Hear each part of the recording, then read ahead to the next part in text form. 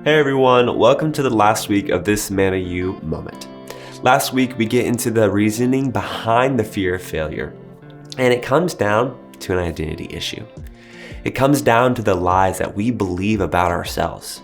To wrap this all up, when we speak lies over ourselves, over time those lies end up becoming our identity. And it's hard not to put our identity in lies and worldly things.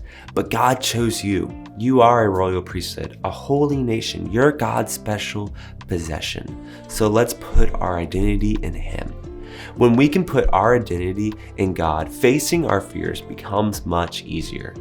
We have all heard the term, you just gotta face your fears. And it's true. If you fear failure, first, build your identity in Christ. And second, begin to take risks. It doesn't have to be a big risk at first, but the more you take risks in the sight of failure, what you once feared becomes easy work. The courage you gain from facing one fear will help you take on the next one.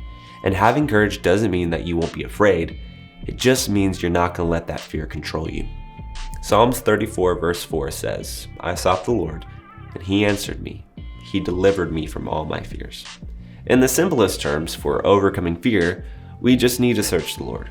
He will answer. Every failure can be the beginning of a future success. It's just up for you to decide if will I or will I not let this setback set me back? Or will I give it to the Lord, learn from it, and use the lesson I learned to propel myself into the future and closer into God's arms? See, we are in God's kingdom and it's an upside down kingdom. Every time we lose something, we win something in return.